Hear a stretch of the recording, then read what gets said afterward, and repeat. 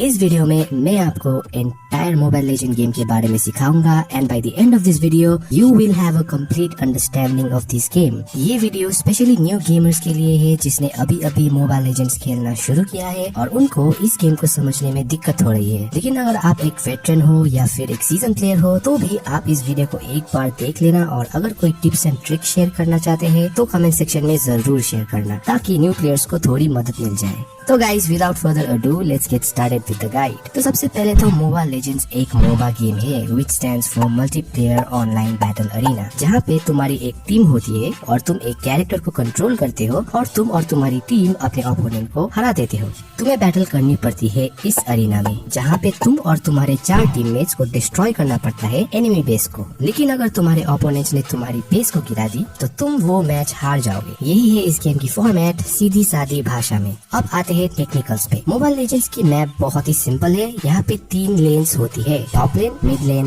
And bottom lane, और इन तीनों लेन में 3 टावर खड़ा रहता है। इन टावर्स को हम बोलते हैं टरेट्स। टरेट्स एक डिफेंसिव टावर के जैसा काम करता है। अगर तुम इसके रेंज के अंदर गए तो वो टरेट तुमको अटैक करती है। रेंज से बाहर जाओ तो वो अपने आप स्टॉप हो जाती है। और भाई टरेट्स बहुत डैमेज देता है, ठीक है, तो इसको कैसे गिराया जाए? तो यहाँ पे भाई आता है मिनियंस। अबे ये वाला नहीं, ये वाला। मिनियन वेव्स एवरी 30 सेकेंड्स में स्पॉन होती है और first minion wave 10th second में स्पॉन होती है और ये मिनियंस तीनों ही लेन्स में आगे बढ़ता है। और क्योंकि एनिमी टीम की भी मिनियंस होती है तो ज्यादातर तुम्हारी और एनिमी टीम्स की मिनियंस कुछ इस तरह इंटरसेक्ट होती है। तुम्हारा मिनियंस का काम है तुम्हारी एनिमीज को अटैक करना, which includes enemy heroes, enemy minions, turrets and of course enemy base। और एक चीज याद रखना, मिनियंस लेन में ही ट्रेवल करता है। Well, unless you do some crazy shit like this। Minions को मार के तुम रिसोर्सेस कलेक्ट कर सकते हो जैसे कि gold and experience. Now let's come back to our first problem। Turret को कैसे गिराया जाए?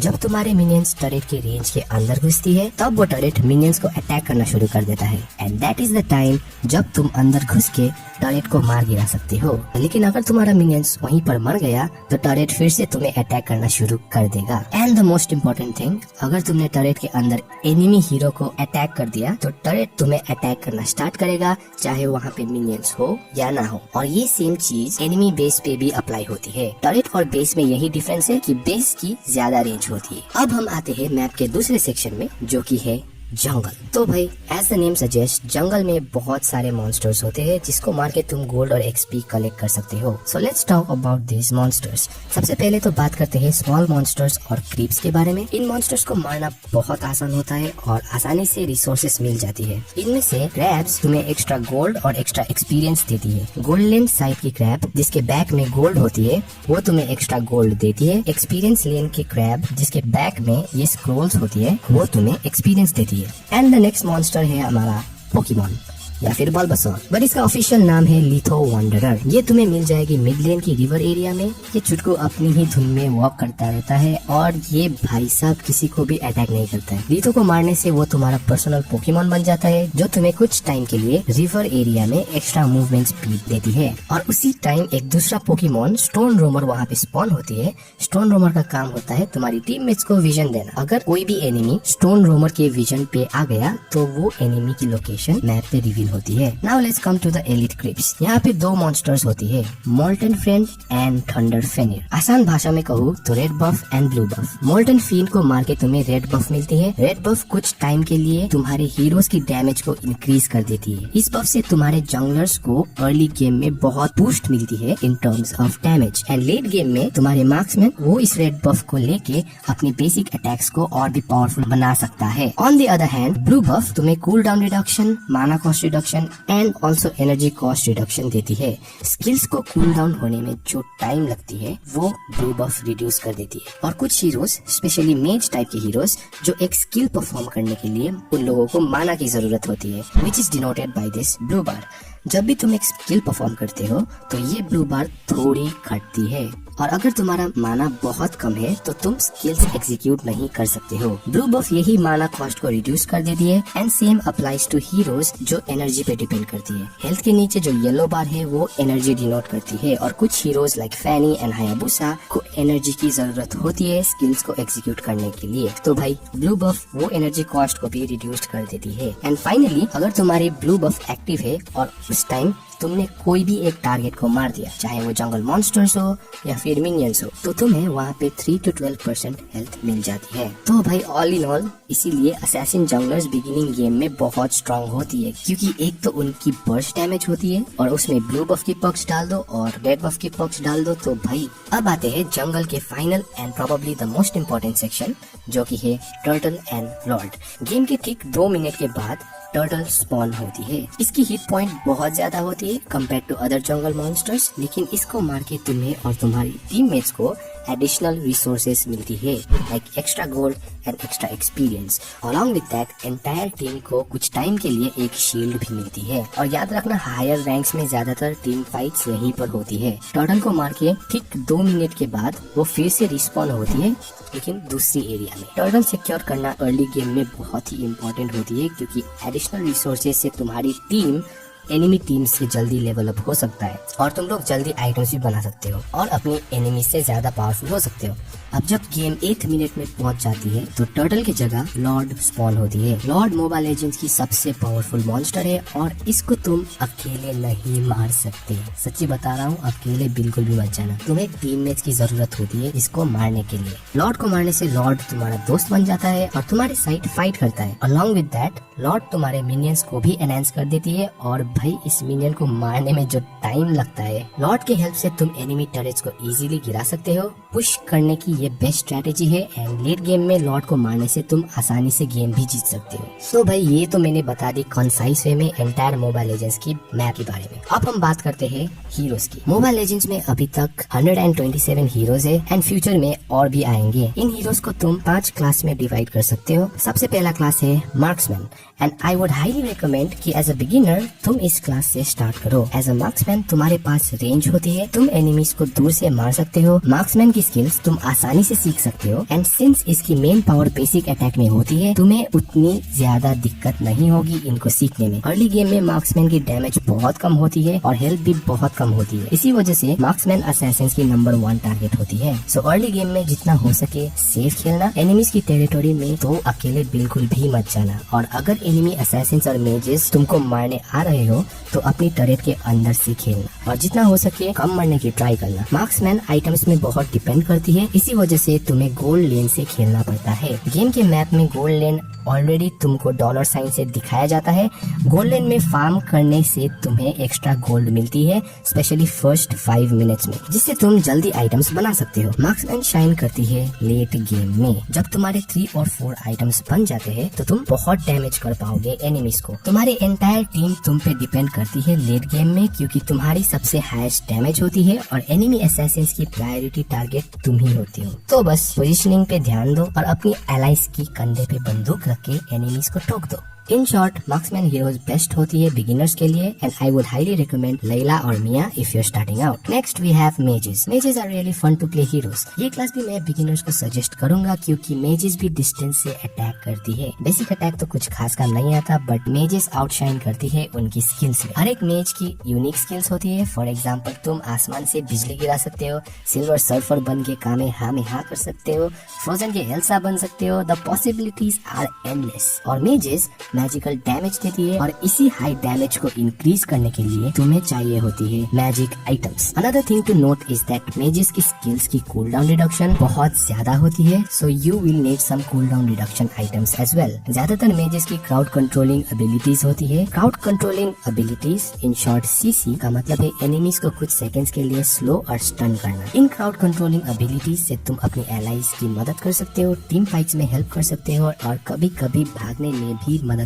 आ सकती है। मेजेस मिड लेन से खेलनी पड़ती है और अपने लेन को संभालते हुए तुम्हें तुम्हारी एलाइज को भी मदद करनी पड़ती है। बिगिनर्स के लिए मैं यूडोरा सजेस्ट करूंगा because of her high burst damage, और भाई वेक्साना भी ट्राई करना क्योंकि मिथिक रैंक में भी वो यूज होती है because of her high damage and crowd controlling abilities. Next class है one of my personal favourite, tanks. Tank तुम्हारी टीम की डार्क हॉर्स है। Tank heroes high HP, high durability और लो डैमेज हीरोज होती है। Tank basically fights में में front lines पे रहता है एंड एनिमीज की डैमेज लेता है। एज अ टैंक हीरो तुम्हारा काम है अपनी एलाइज को प्रोटेक्ट करना, specially your mazes and marks में। हर टैंक के पास क्राउड कंट्रोलिंग एबिलिटीज होती है जिससे तुम तुम्हारे एलाइज को किल सिक्योर करने में मदद कर सकते हो और समटाइम्स प्रोटेक्ट करने में भी मदद कर सकते हो। टीम फाइट्स में तुम्हें आगे रहना पड़ता है और एनिमीज की क्राउड कंट्रोलिंग एबिलिटीज टेक इन करनी पड़ती है ताकि तुम्हारी टीम की डैमेज डीलर्स बच जाए। एनिमी फाइटर्स एंड असैसिन्स तुम्हारे मार्क्समैन और मेजेस को हमेशा टारगेट करेगा, so you have to be the one to protect them. Tanks usually roamer की रोल प्ले करता है क्योंकि टैंक्स को ना तो आइटम्स बनाने की जल्दी है ना ही एक्सपीरियंस।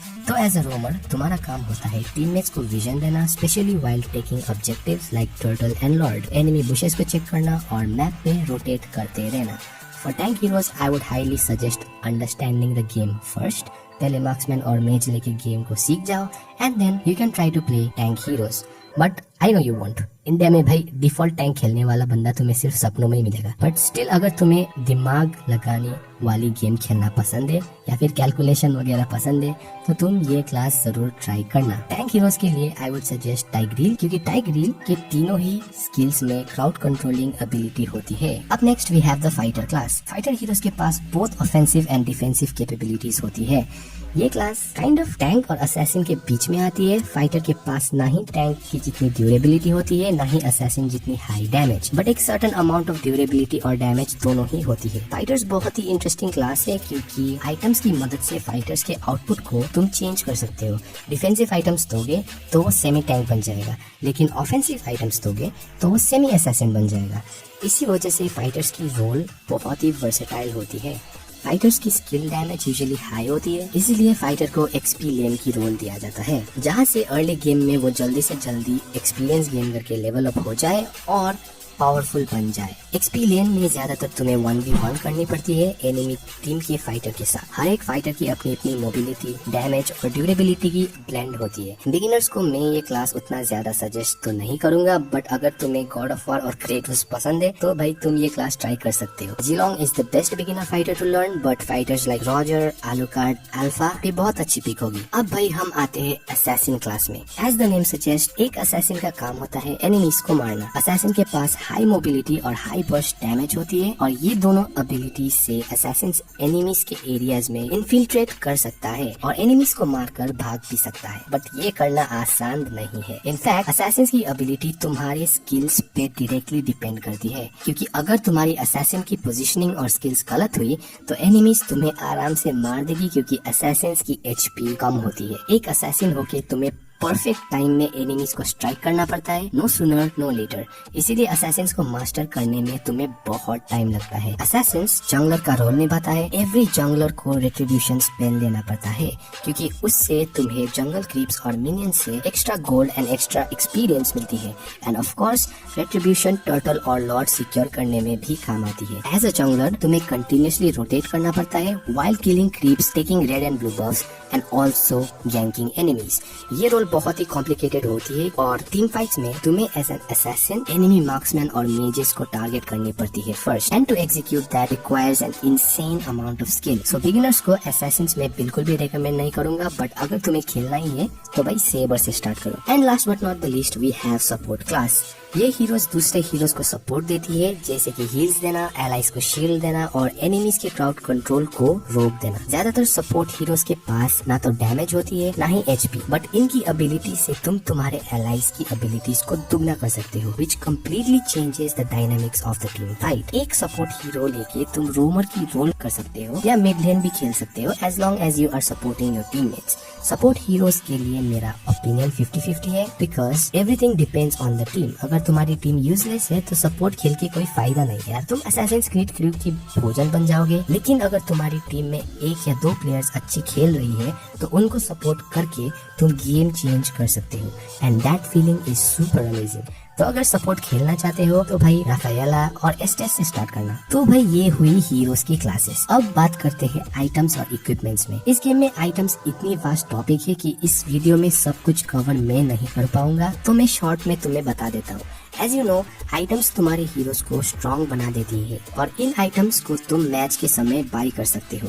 जब तुम मिनियंस, जंगल मॉन्स्टर्स और इवन एनिमी हीरोज को मारते हो तब तुम्हें रिसोर्सेस मिलती है which is experience and gold, और इसी गोल्ड से तुम मैच में आइटम्स खरीद सकते हो। बस इतना याद कर लेना, physical attack items physical damage dealing heroes की डैमेज को स्ट्रॉन्ग करती है, मैजिकल आइटम्स तुम्हारे हीरोज की मैजिक पावर्स बढ़ा देती है, डिफेंस आइटम्स हीरोज की डिफेंस को बढ़ा देती है। एज ए बिगिनर तुम हीरोज के डिफॉल्ट सेटअप से भी खेल सकते हो या फिर तुम एक प्रो प्लेयर की बिल्ड को कॉपी कर सकते हो एंड उस बिल्ड को भी खेल सकते हो। To be very honest, lower ranks में बिल्ड्स उतनी इम्पोर्टेंट नहीं होती है जितनी तुम्हारी इन गेम स्किल्स। सो अपनी इन गेम स्किल्स पे फोकस करो and eventually you will do good. Now let's come to the emblems. Emblems भी आइटम्स की तरह तुम्हारे हीरोज की स्टैट को बढ़ा देती है। फॉर एग्जाम्पल, टैंक एम्बलेम्स तुम्हें एक्स्ट्रा HP और डिफेंस देती है, मेज एम्बलेम तुम्हें एक्स्ट्रा मैजिक पावर और कूलडाउन रिडक्शन देती है, और इन एम्बलेम्स को तुम्हें अपग्रेड करना पड़ता है with the help of emblem fragments और मैजिक डस्ट। एम्बलेम फ्रैगमेंट्स तुम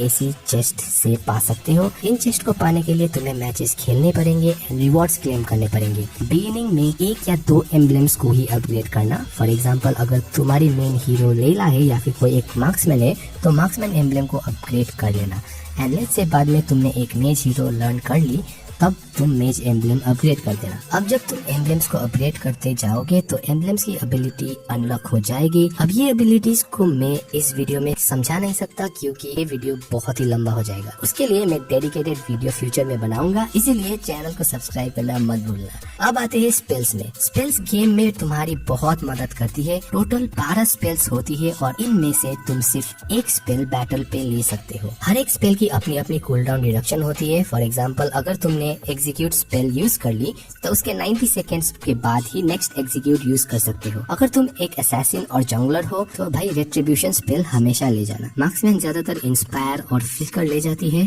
फ्लिकर से तुम आसानी से भाग सकते हो और इंस्पायर 5 सेकंड के लिए तुम्हारी अटैक स्पीड इंक्रीज कर देती है। बाकी सब स्पेल्स प्रीटी अंडरस्टैंडेबल है तो तुम यहाँ पे आके इसको पढ़ सकते हो। तो भाई इन गेम नॉलेज जितनी भी थी वो तो मैंने बता दी। अब गेम की आउटसाइड वाली नॉलेज भी तुम्हें दे देता हूँ। जब तुम ये गेम स्टार्ट करते हो तो तुम वॉरियर रैंक से स्टार्ट करते हो। तुम्हें रैंक अप करने के लिए रैंक मैचेस खेलनी पड़ेंगे। जब तुम एक मैच जीतते हो तो तुम्हें 1 स्टार मिलती है और जब तुम हारते हो तो 1 स्टार तुम्हारी लूज हो जाती है। और मोबाइल लेजेंड्स में रैंक की क्लासिफिकेशन कुछ ऐसी है। ग्रैंड मास्टर में तो तुम आसानी से पहुंच जाओगे। उसके बाद तुम्हारी खास परीक्षा स्टार्ट होगी एपिक रैंक में, जहाँ से ड्राफ्ट पिक स्टार्ट होती है। तो भाई मैंने जो बताना था और तुमको समझाना था इस गेम के बारे में वो तो मैंने समझा दी। अब तुम्हारी बारी है रैंक पुश करके मिथिक में पहुंच जाना। वहाँ पे हम सब ओजी गेमर्स एंड ओजी नूब्स तुम्हारा इंतजार कर रहे हैं। Thank you for watching this video. Video पसंद आए तो लाइक कर देना, कमेंट जरूर कर देना, एल्गोरिदम में हेल्प होती है। वीडियो को शेयर कर देना एंड चैनल को सब्सक्राइब करना, and I will see you guys in the next video.